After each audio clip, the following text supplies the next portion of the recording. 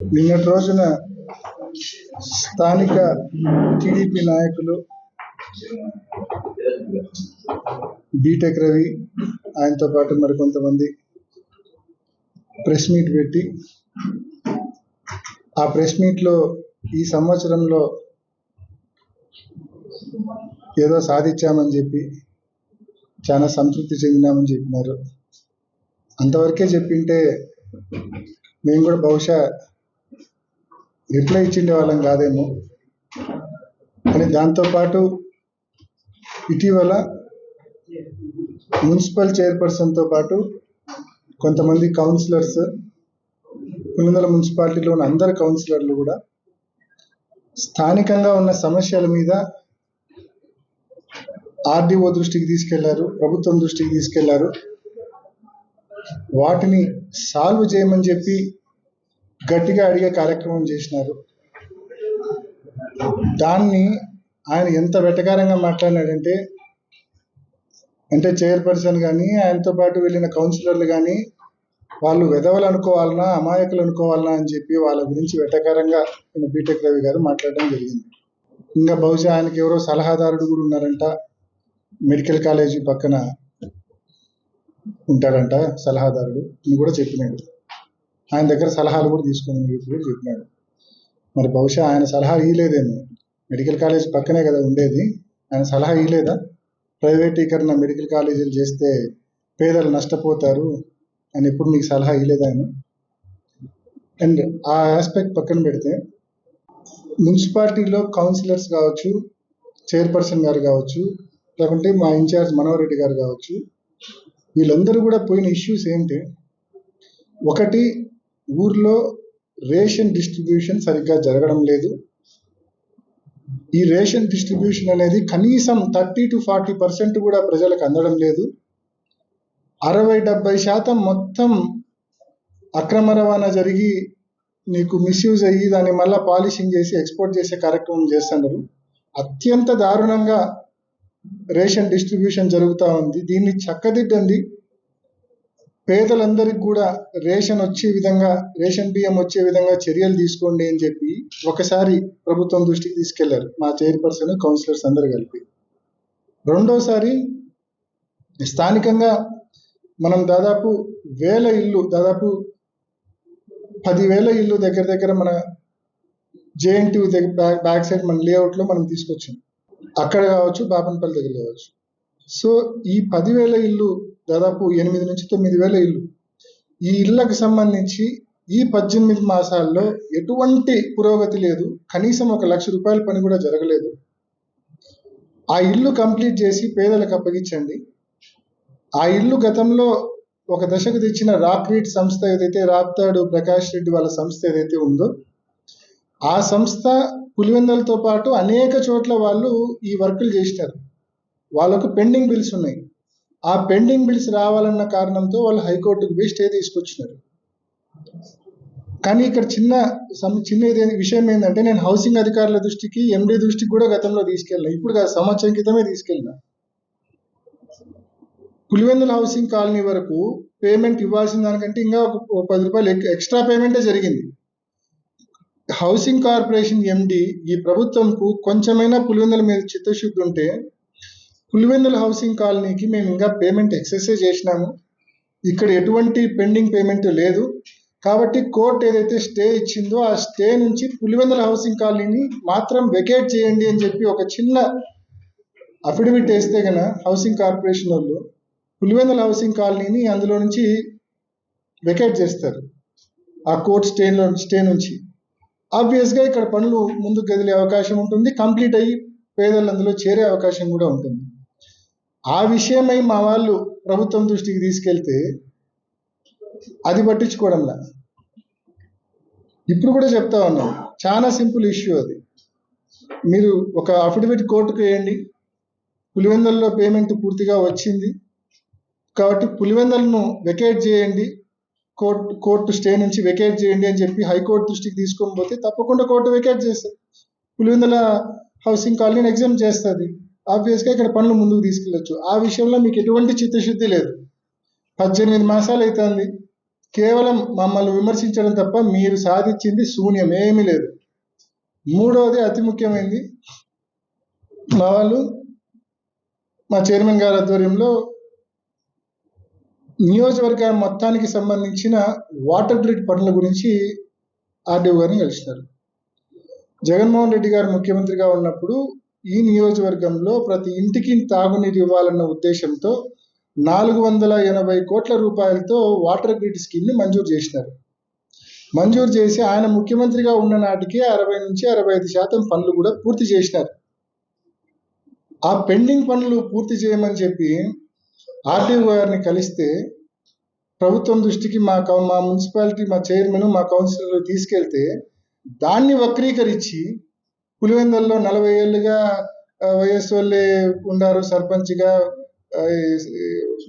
Municipal చైర్పర్సన్గా అన్నీ ఉండారు, మరి మీరు నీళ్ళ సమస్య ఉందని చెప్పి మా దృష్టికి తీసుకొని వస్తారా అని చెప్పి అంటారు. అసలు నాకు బుర్ర ఉందనుకోవాలనా లేదనుకోవాలనా? బేసికల్గా ఒకటి ఆలోచించండి. వరకు ఈ వాటర్ గ్రిడ్ రాకమునుపు ఈ వాటర్ గ్రిడ్ స్కీమ్కు జగన్మోహన్ రెడ్డి గారు శంకుస్థాపన చేయకముందు వరకు పులివెందుల్లో ఒకటి మన నియోజకవర్గంలో ప్రధానంగా సిబిఆర్ నుంచి 140 పల్లెల స్కీమ్ ఒకటి నడుస్తూ ఉంది. ఇది అందరికీ తెలిసిన విషయమే. అదేవిధంగా వేంపల్లెలో అయితే కనుక వేంపల్లె పాపాగ్ని నుంచి వేంపల్లె టౌన్ ప్లస్ ఒక 18 పల్లెల స్కీమ్ అదొకటి నడుస్తూ ఉంది. చక్రాయపేట మండలంలో అయితే కనుక కే రాచుపల్లె డ్రింకింగ్ వాటర్ స్కీమ్ ఒకటి నడుస్తుంది. పాపాగ్ని నుంచి చక్రాయపేట మండలం స్కీమ్ నడుస్తుంది. దీనికి సంబంధించిన మెయింటెనెన్స్కు ప్రతి ఏడాది కూడా జిల్లా పరిషత్ టెండర్లు పిలుస్తూ ఉంటుంది. ఇవి మనకు అందుబాటులో ఉన్న పథకాలు. వీటితో పాటు రాజశేఖర రెడ్డి గారు ముఖ్యమంత్రిగా ఉన్నప్పుడు ఈ ఒక్క 148 పల్లెల స్కీమ్తో పులివెందులకు నీళ్ళు ఇవ్వలేమని చెప్పి నక్కలపల్లె సమ్మర్ స్టోరేజ్ ట్యాంక్ నిర్మించి అక్కడి నుంచి మున్సిపాలిటీకి నీళ్లు తెచ్చే కార్యక్రమం కూడా చేసినారు. ఆ తర్వాత నీళ్ళ సమస్యలు ఎక్కువ ఉంటే ఉల్లిమెల్ల దగ్గర ఒక 5-6 బోర్లు వేసినాం. కదిరి రోడ్లో కూడా ఒక 5-6 బోర్లు వేసి అవి కూడా మున్సిపాలిటీకి నీళ్ళు ఇచ్చే కార్యక్రమం చేస్తున్నాం. నీళ్ళ విషయంలో ఎక్కడే కానీ రాజీ పడకుండా, ఎక్కడే కానీ ఎటువంటి ఇబ్బంది లేకుండా నీళ్ళు ఇచ్చే కార్యక్రమం ఇన్నేళ్ళుగా చేస్తా ఉన్నాం. సో దీన్ని శాశ్వతంగా ఇప్పుడున్న ఈ పథకాలకు సంబంధించిన మెయింటెనెన్స్ ఎక్కువ అవుతా ఉంది. ఇప్పుడు ఇన్ని పథకాలు మెయింటైన్ చేయాలంటే భారం అవుతా ఉంది, కష్టం అవుతా ఉందని చెప్పి జగన్మోహన్ రెడ్డి గారు మొత్తం కాన్స్టిట్యున్సీలోని ప్రతి ఇంటికి కూడా ఈ వాటర్ గ్రిడ్ స్కీమ్ ద్వారా నీళ్లు అందించాలని చెప్పి ఆయన 480 కోట్ల రూపాయలు మంజూరు చేస్తే అందులో 65% పనులు కూడా ఆయన హయాంలో పూర్తి చేస్తే ఆ పెండింగ్ పనులు పూర్తి చేయమని చెప్పి మా వాళ్ళు ప్రభుత్వం దృష్టికి తీసుకెళ్ళడం తప్ప?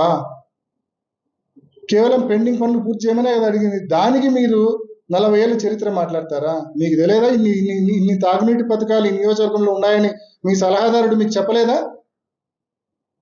సిబిఆర్ నుంచి 148 పల్లెల స్కీమ్ ఉందని, అదేవిధంగా నక్కలపల్లి నుంచి పులివెందులకు నీళ్లు వస్తాయని, ఉల్లిమెల్ల దగ్గర నుంచి అదేవిధంగా కదిరి రింగ్ రోడ్ నుంచి మున్సిపాలిటీకి నీళ్లు తీసుకుంటారని, అదేవిధంగా వేంపల్లెకు పాపాగ్ని నుంచి తీసుకుంటారని, చక్రాపేటకు పాపాగ్ని నుంచి తీసుకుంటారని, ఇంతకాలం నడిచిన పథకాల గురించి మీకు అవగాహన లేదా? మీ సలహాదారుడు మీకు చెప్పలేదా? మీకు ఇవన్నీ ఏమాత్రం బుద్ధి లేకుండా, ఏమాత్రం జ్ఞానం లేకుండా, ఏమాత్రం అవగాహన లేకుండా బోగస్ మాటలు. నీ పేరు ముందు బీటెక్ అనేది ఎంత బోగస్సో నీ మాటలు కూడా అంతే బోగస్.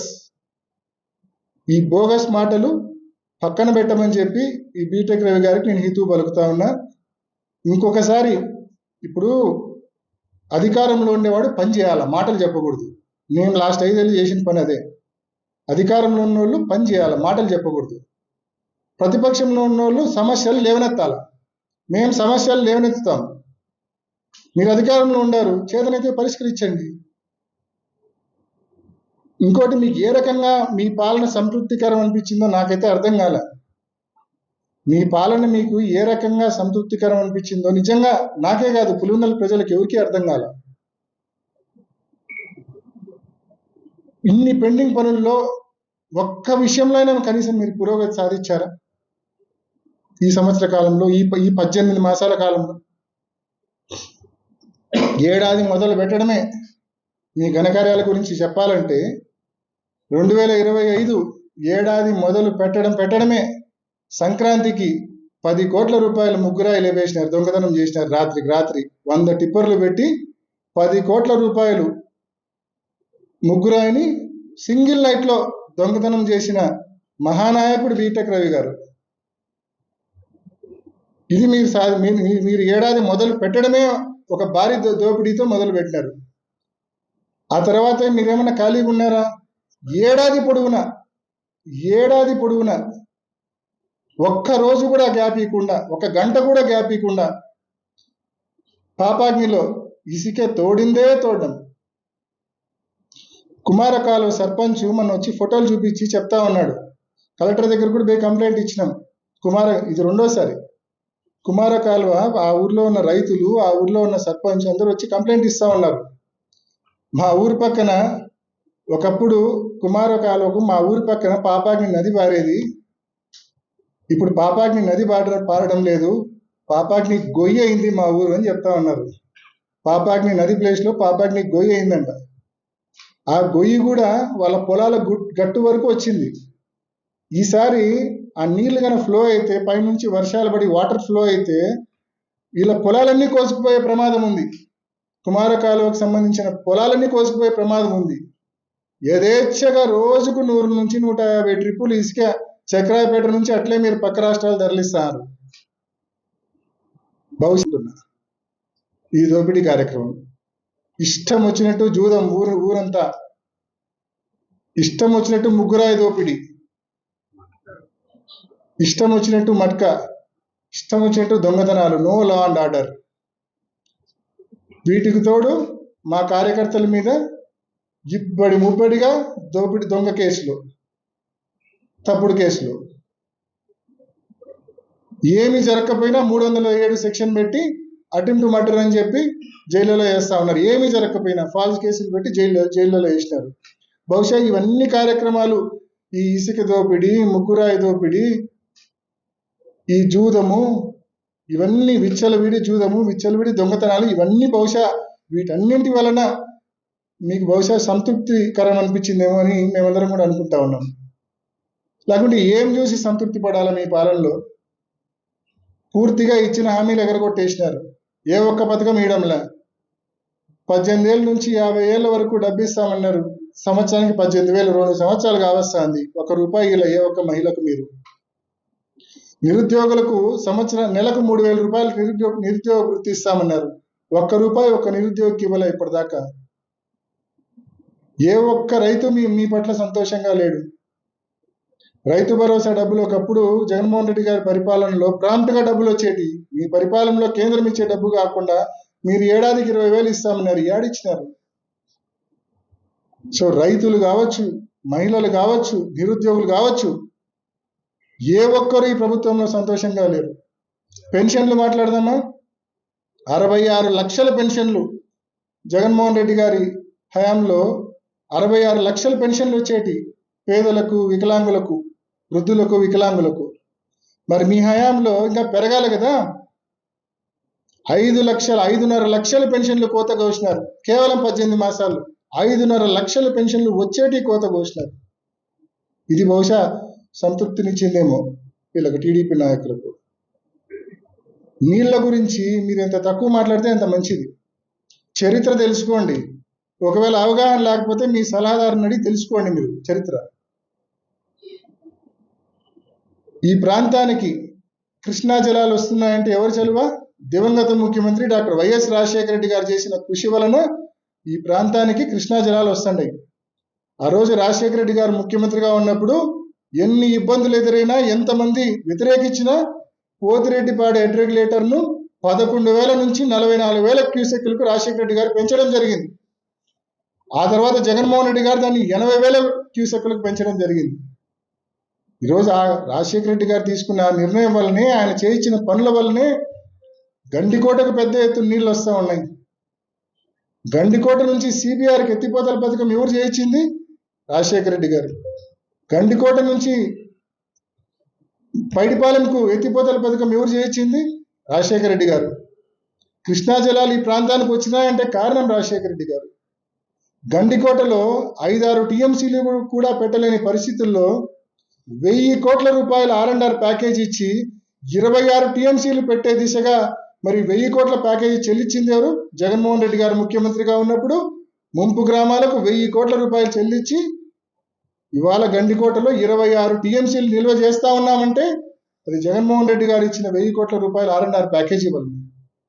సిబిఆర్లో మనం ఏనాడు 5 టీఎంసీలను పెట్టి నిల్వ చేసుకోలేదు. మనం సిబిఆర్లో ఇవాళ మనం 10 టీఎంసీలు నిల్వ చేసుకుంటున్నాం. ఎలా నిల్వ చేసుకుంటున్నాం?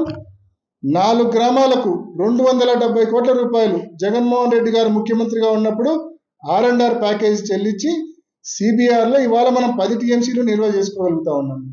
ఈ మాదిరి గండికోటలో అయినా, చిత్రావతిలో అయినా, పైడిపాలెంలో అయినా పూర్తి స్థాయిలో పూర్తి స్థాయిలో ఆ రిజర్వాయర్లు మనం నింపుకుంటున్నామంటే ఆ రోజు రాజశేఖర రెడ్డి గారు, తర్వాత జగన్మోహన్ రెడ్డి గారు కారణం. ఇవన్నీ తెలిసి కూడా ఈ ప్రాంతంలో 2 ముఖ్యమంత్రులు పరిపాలించినా కూడా ఈ ప్రాంతంలో నీళ్లు తేలేకపోయినారని చెప్పి నువ్వు బోగస్ మాటలు మాట్లాడతావా?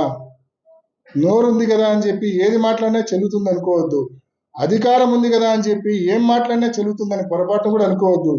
ఈ ప్రాంతంలో రైతులందరికీ తెలుసు, ప్రజలందరికీ తెలుసు, ఈ ప్రాంతానికి సంబంధించిన సాగునీటి విషయంలో, తాగునీటి విషయంలో దివంగత నాయకుడు వైఎస్ రాజశేఖర రెడ్డి గారు కావచ్చు, అదేవిధంగా జగన్మోహన్ రెడ్డి గారు కావచ్చు, ఎంత కృషి చేశారనేది, ఎంత సాధించారనేది ప్రతి రైతుకు, ప్రతి ఒక్కరికి కూడా తెలిసనే విషయాన్ని మనవి చేస్తూ, మరి ఖచ్చితంగా ఇకపై ఇటువంటి బోగస్ మాటలు పక్కన పెట్టి నిజంగా ఈ ప్రాంతం అభివృద్ధి పట్ల శ్రద్ధ పెట్టమని చెప్పి వారికి హితవు పలుకుతా ఉన్నాం. ఈ జిల్లాలో ఈ తెలుగుదేశం పార్టీ అధికారంలోకి వచ్చినప్పటి నుంచి ఈ 18 మాసాల్లో ఎన్నో వేధింపులు, ఎన్నో ఇబ్బందులు, ఎన్నో దొంగ కేసులు అన్నీ తట్టుకొని వైఎస్ఆర్ కాంగ్రెస్ పార్టీకి, మా నాయకుడు జగన్మోహన్ రెడ్డికి అండగా నిలబడుతున్న ప్రతి కార్యకర్తకు కూడా నూతన సంవత్సర శుభాకాంక్షలు తెలియజేస్తా ఉన్నా. అదేవిధంగా జిల్లా ప్రజలందరికీ కూడా నూతన సంవత్సర శుభాకాంక్షలు తెలియజేస్తా ఉన్నా.